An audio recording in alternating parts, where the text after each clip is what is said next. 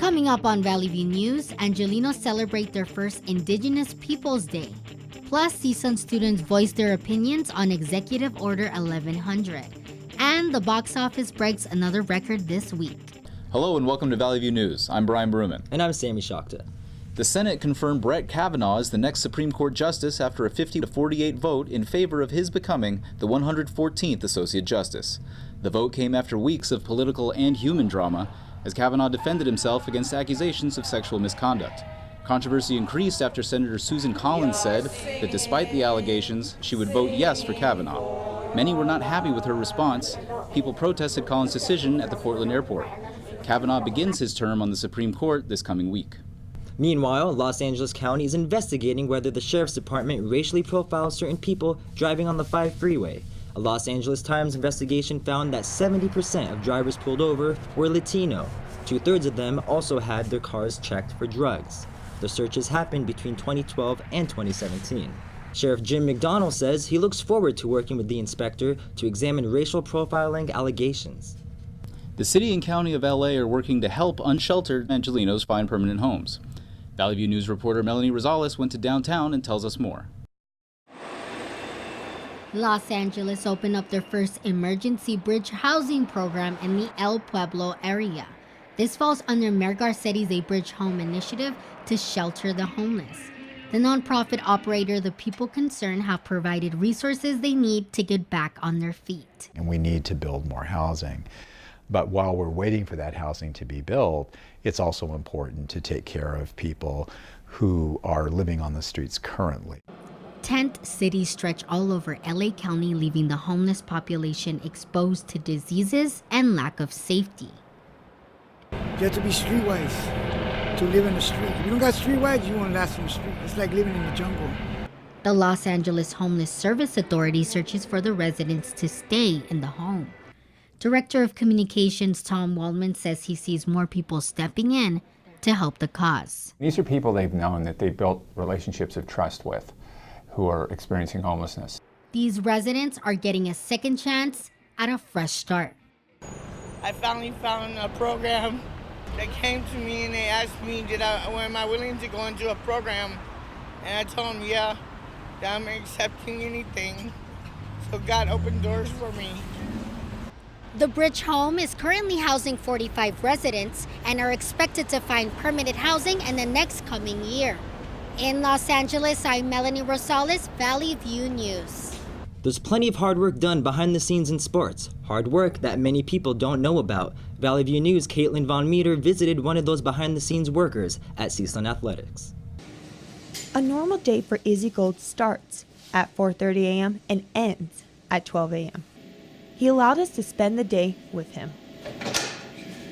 Working as the equipment manager for a D1 athletic program comes with great responsibility. With Izzy entering his 19th season here at CSUN, another year awaits for many bins to be filled.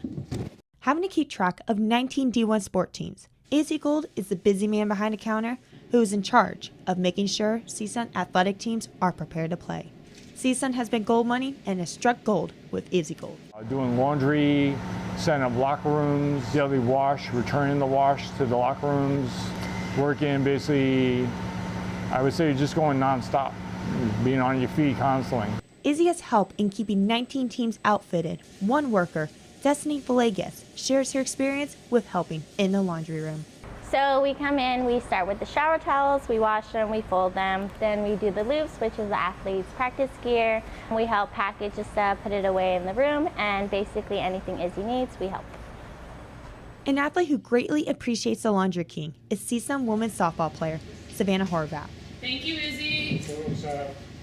He takes care of our laundry, he does our uniforms, makes sure he has them back in our lockers, hung up, folded, everything that we can ask for before game day. But he just really has a heart of gold and he really does work hard.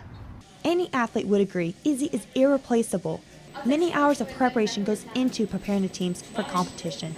But Izzy doesn't mind hard work because he loves each player. Thank you, Izzy. In the meantime, Izzy will continue to take the sweat out of athletics. I'm Caitlin Von Meter in Northridge for Valley View News. A CSU executive order could change general education requirements in coming years. Some cultural studies courses may be eliminated. CSUN students were invited to a conversation with the chancellor of the CSU system and CSUN's president. Students and administrators hope to exchange information. Here's my report on what really happened. Student activists organized outside the event. Then they stormed their way past event staff at the door. They set up a demonstration inside the building. They passed out lists of demands and chanted slogans. When the administrators appeared on stage, there were loud cries from students who wanted to speak first. Right now, I would like to invite you all to come to the microphone and speak. We want to make it clear that today's visit was made possible by the mobilization of the students at CSUN. All the ethnic studies departments and students that protested at CSUN. Then suddenly, before any response, dozens of students rose up as a group and headed for the doors. These students, who had been waiting the longest, would not wait to hear any explanations about the executive orders or plans for the future. They walked out, taking any real chance at a dialogue with them. The executive orders proposed by CSU Chancellor Timothy White and CSUN President Diane Harrison continue to grow resentment in students of cultural studies. There's no data to back any of this up. There's been no faculty governance, to make these decisions. This is all implemented by the chancellor and by the president on their own accord. And where's the democracy in that? But there definitely needs to be more transparency with the administrators and students. We do know what's going on. We want to be more in control of our education. We pay so much, there's no reason why we shouldn't have a say in what it is that we're learning. Some students did still speak after the walkout. Administrators sat and listened on stage. The chancellor and president said a few words, but by that time it was clear that any real communication had fallen apart. We sat down with President Diane Harrison and Interim Vice Provost Matthew Kahn to talk about what went wrong in the meeting. What's your general reaction, your feelings to what happened yesterday? It was what I heard was a great deal of frustration and anger and some fear. I think what I regret is that we weren't able to have a dialogue to kind of go over what some of the possible options or models that some of the faculty have proposed. So we're aware that we haven't been communicating as effectively with students as we want to be. The provost will be meeting with students who'd like to come in small groupings to have a conversation around what the executive order is, what we might be able to do in order to ensure that we do not reroute enrollment from these important programs and these important departments. This level of, I don't want to say chaos, but this level of vitriol and breakdown in orderly discussion, was this something that you were unprepared for? I'm not ignorant. I understood that there was a lot of anger and frustration pent up. I expected that there would be a number of students who weren't happy there. Did I have more optimistic wishes for the kind of dialogue that we might have had? Yes. What it says to me is that we need to do a different job of communicating with our students, with these students in particular, because with other student groups who I've met with about either the executive orders or something else, it's much more effective. I find that when people are screaming, it makes it hard to hear. For now, the CSUN website seems like the only place to get reliable information on the status of the executive orders. Concerned students will be watching for news from the administration. SpaceX launched its Falcon 9 rocket last week, leaving an amazing light show for many Angelinos. The rocket sent a new satellite into space from Vandenberg Air Force Base. That's just 160 miles northwest of LA. Many took to Twitter to share the amazing sights in the evening sky. Mayor Garcetti used Twitter to reassure people that the light show wasn't from aliens. Rather, it was just from Elon Musk. This marked one of the first launches of its kind, with a rocket actually landing back to Earth. Today we celebrate the first Indigenous Peoples Day in Los Angeles. Here's Chris Farias with more on the festival. City Hall voted to eliminate Columbus Day last year and instead voted to shine light on Indigenous communities in Los Angeles.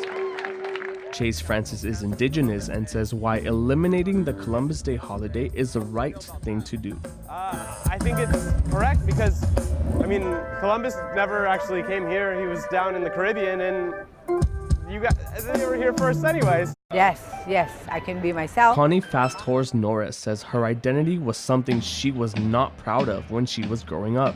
Now her feeling towards her identity has changed. I can wear my Nate ribbon skirt, you know, and feel welcome because I'm not the only one, you know, and there's a whole community. LA is the biggest city in the States to celebrate something like this. For Valley View News, I'm Chris Farias. It's time now for entertainment news. Daria, what's going on at the box office? The Venom is killing it in the box office. That's what's happening. The new Marvel film, Venom, is dominating the box office. Warner Brothers' A Star is Born ranked second, reaching $40 million during opening weekend. Sony's release of Venom ranked first in 57 out of 58 markets, earning $80 million in the first few days. Studio producers say the superhero title tops Wonder Woman, Ant-Man, The Wasp, and Logan. Globally, Venom reached an estimate of $125.2 million. Taylor Swift broke her hands-off approach to politics with a rare political statement. The singer posted a lengthy Instagram message regarding the Senate race in her home state, Tennessee. Swift says she'll always vote for the candidate who protects and fights for human rights. She's a supporter of the LGBTQ community and opposes discrimination based on sexual orientation and gender. She's critical of Marsha Blackburn, who is running for Senate in Tennessee. Swift said she's voted for women in the past and would like to in the future, but she said she can't support Marsha Blackburn. She said Blackburn's voting record in Congress, quote, appalls and terrifies me. Swift then goes on to list what Blackburn has voted against. This list includes voting against equality for women, gay couples, and other social issues. Swift advised her younger fans to educate themselves about candidates running in their states. Meghan McCain returned to co-host The View for the first time since her father, Senator John McCain, died. She thanked ABC and her co-stars for their support. Inspired that the ideals that my father espoused through his career are the ideals of America. And I think there was a lot of talk about what died with him. And I am here today to tell you, it didn't. It is alive. She says she has only seen the best of America since her father's passing 6 weeks ago. Fans fled Lil Wayne's concert at the 14th annual A3C Festival and Conference in Atlanta.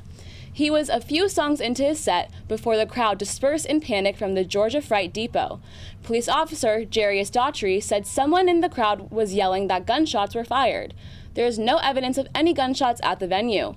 Organizers say they are still working on collecting information and details of this altercation. That's your entertainment news. I'm Daria Hariri. More to come on Valley View News. Romania failed to ban same-sex marriage due to a low voter turnout. And our sports reporter Brandon Benitez will give us a recap of the NFL. We'll be back after the break. They call me Prince like I'm royalty or something. But the places I've lived ain't no palaces. So I don't need grilled salmon or a new scratching post. Just give me a cardboard box and a can of tuna and we're good. You can even change my name. I'm cool being the kitty formerly known as Prince.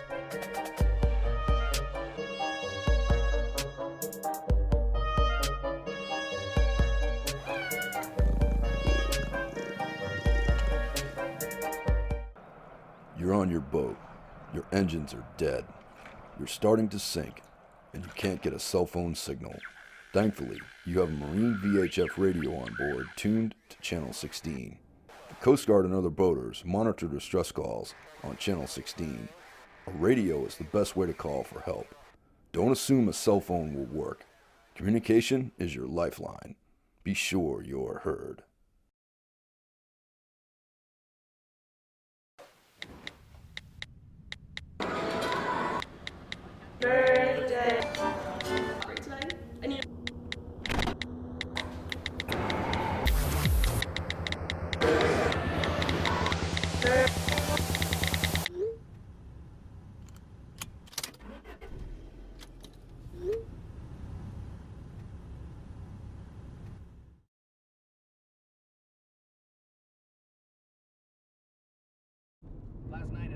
I tried Oxy at a couple of parties. I thought I had it under control. I didn't know it'd be this addictive. I didn't know how far I'd go to get more.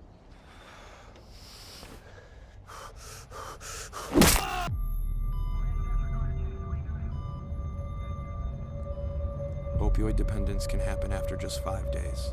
Know the truth, spread the truth. I came to CSUN to learn. I came to CSUN to grow.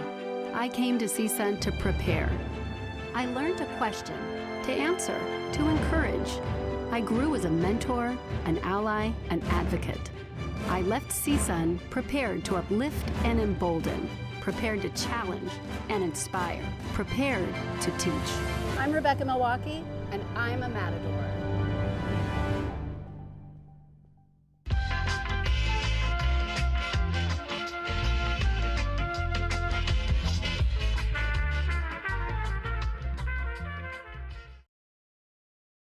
CSUN's campus newspaper, The Sundial, has been working hard on so many stories.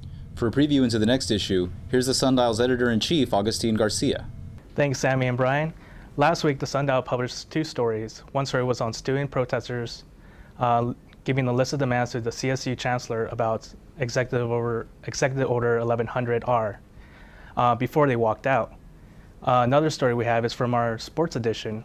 It's a story about a student who goes through challenges in his journey as he attempts to join the basketball team this semester. And that's all from us here at the Sundial. Back to you guys. Thanks, Augustine. There's a lot going on around the globe. Catherine Molina brings us international news from our Digital Media Center. Thanks, Brian.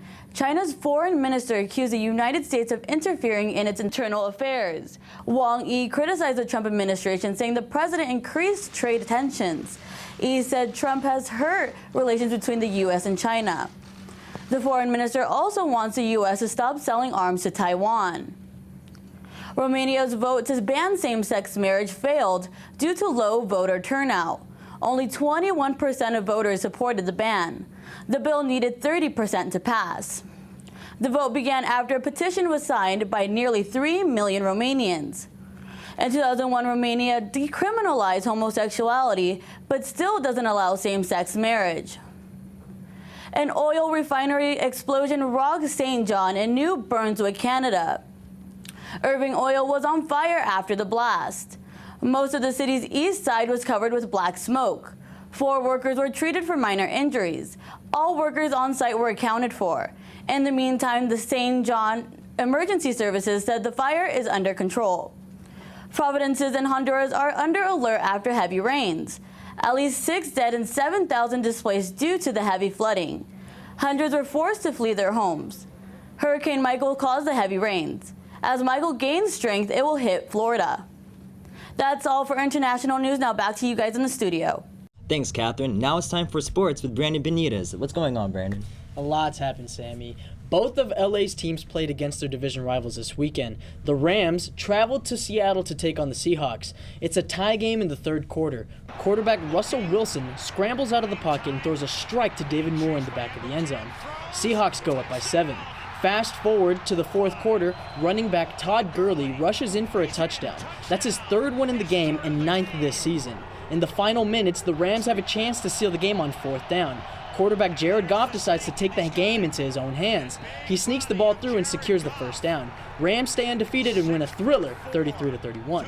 Shifting over to the AFC, the Chargers face off against the Raiders. Second quarter, Phillip Rivers checks it down to Austin Eckler, who finds some space, jukes 2 defenders, then takes it to the house for a 44-yard touchdown. Chargers lead 10-3. They came into this matchup giving up the 4th most points per game on the defensive side. They changed that today in the turnover battle. Derek Carr zips the ball to Martavis Bryant, who then fumbles. The Chargers recover, and they never look back. They finish scoring 16 unanswered points. LA wins comfortably 26-10. The Chargers still trail the Kansas City Chiefs, who, along with the Rams, are the last 2 undefeated teams left. The Dodgers face the Atlanta Braves in Game 3 of the National League Division Series. Dodgers enter the 3rd inning down 5-0. Third baseman Justin Turner drives a base hit down left field. The 33-year-old veteran leads the team in hits this series. An error from Braves rookie Ronald Acuna Jr. gave the Dodgers another added run. Braves up 5-2. 2 innings later, center fielder Chris Taylor closes the lead even further with a 2-run home run. This was Taylor's 1st home run of the postseason. Braves' lead is now down to 1. First baseman Max Muncy then hits a solo home run which ties the game. That's Muncy's second home run of the postseason. The 28-year-old continues being a trusted bat for LA. Braves first baseman Freddie Freeman breaks the tie in the 6th inning with a solo home run. The Dodgers came close but come up short. Braves win 6-5 to avoid the sweep. The Dodgers can close this best-of-5 series with a win. The Dodgers still hold the 2-1 lead. A brawl broke out following the UFC lightweight title defense between Conor McGregor, Khabib Nurmagomedov, and their camps. Both fighters fought spectators inside and outside the octagon. UFC Commissioner Dana White. Been doing this for 18 years, and the biggest night ever, and I couldn't be more disappointed. You know me, I'm usually mad at everything, but I'm not even mad. I'm just really disappointed. The Los Angeles Kings face off against the Detroit Red Wings at the Staples Center. The Kings and the Red Wings are tied 1 apiece near the end of the second period. LA breaks the tie when Kings forward Tyler Toffoli assists Kings defender Paul LeDoux. LeDoux fakes the pass and scores. Later in the third, Detroit turns the puck over and the Kings make them pay for it. Ilya Kovalchuk takes the puck and swings it to Alex Iafallo. The second-year forward buries it to put the Kings up by 1. Kovalchuk ended the night with 2 assists. 3 is all they needed as the Kings finished beating the Red Wings 4-2. LA heads to Canada Tuesday for a 4-game road trip. All 4 games will be against teams north of the border. Brian and Sammy, back to you guys. Thanks, Brandon. Coming up on Valley View News, Hurricane Michael picks up speed as it approaches Florida. Also, the FDA approves a new vaccine. Stay with us.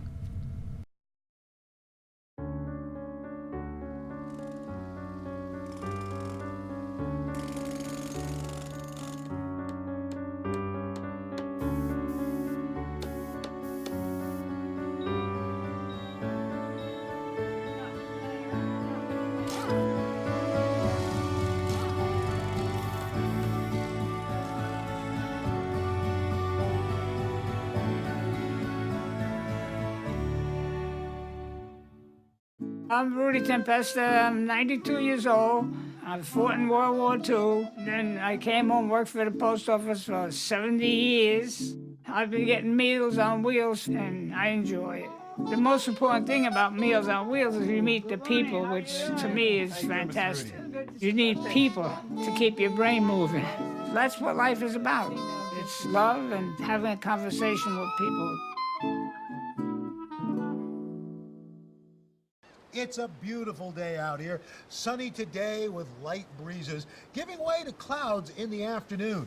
We could see some light precipitation to moderate precipitation later on, followed by powerful storm-like conditions. 90 miles per hour winds are expected. Authorities are asking everyone, stay indoors. Come on, that's it. Let's go.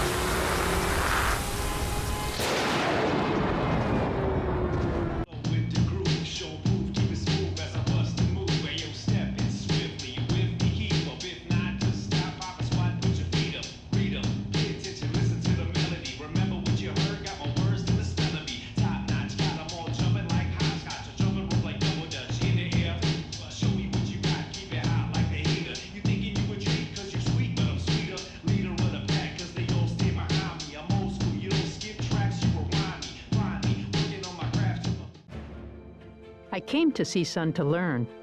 I came to CSUN to grow. I came to CSUN to prepare.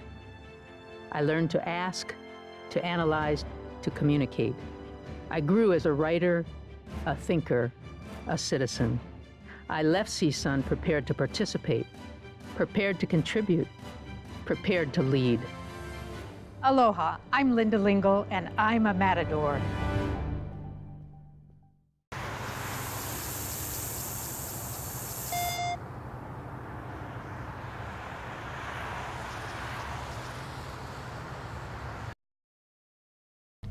Ryan Lochte, an Olympic gold medalist, is going to receive treatment for alcohol addiction after a hotel disturbance.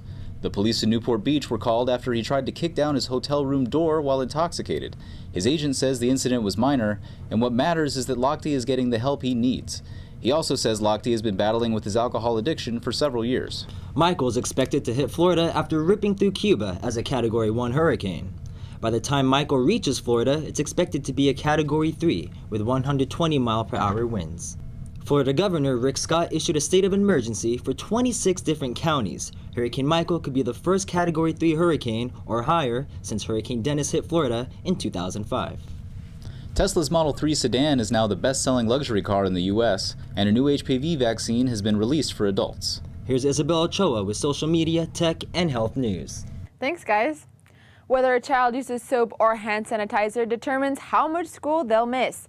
The journal Pediatrics reports on Spanish researchers who discovered that kids who cleaned their hands with sanitizer instead of soap had less school absences. Those children also had fewer respiratory infections and prescriptions on antibiotics. Children using soap had a higher risk of respiratory infections, congestion, and coughing. One doctor says he thinks these results support the notion that you can reduce the spread of respiratory tract infections in kids if you use alcohol-based hand sanitizers. Minnesota health officials say 6 children there have been diagnosed with a rare polio-like disease. The disease is known as acute flaccid myelitis, also known as AFM. AFM affects the spinal cord and can cause paralysis. All the children are under 10 years old. AFM can develop from a viral infection, but the exact cause is not known. Some of these symptoms include limb weakness, facial drooping, and trouble swallowing. Doctors focus on alleviating symptoms, but unfortunately, there's no vaccine for AFM. The CDC counted 362 cases of AFM since August. The Tesla Model 3 is now the best-selling luxury car in the U.S. This is because the Model 3 is labeled as a mass-market car, not a luxury car. It has a cheaper price tag of $35,000 instead of the typical 6 figures. The car's standard battery is why the price is cheaper. All current Model 3s that have long-range batteries are $49,000. However, this specific battery won't be available for the next 3 to 6 months. In order to increase profits, Tesla prefers to call the Model 3 as a premium sedan instead of a luxury model. The FDA approved a human papillomavirus vaccine for adults. The vaccine, called Gardasil 9, is directed for men and women between the ages of 27 and 45. The FDA says the vaccine presents an opportunity to help prevent HPV-related diseases and cancers. The CDC says an estimated 80 million Americans are infected with some form of HPV. They also say HPV infections are so common that nearly all men and women will get at least one type of HPV infection at some point in their lives. That's it for my segment. Brian and Sammy, back to you. A Minnesota teen revived a squirrel using CPR after hitting it with his car. The young driver says he was just doing the right thing. You know, you never get to see this, so I was there trying to help it out, you know. Something little means a lot in the long run. Police officers approached the teen as he was trying his best to save the squirrel with chest compressions. When the officers realized what was really going on, they stayed until the squirrel ran back to his home. That's all for us at Valley View News. Thank you for watching. I'm Brian Baruman. And I'm Sammy Shakta. For news any time of the day, go to our website, sundial.csun.edu. See you next week.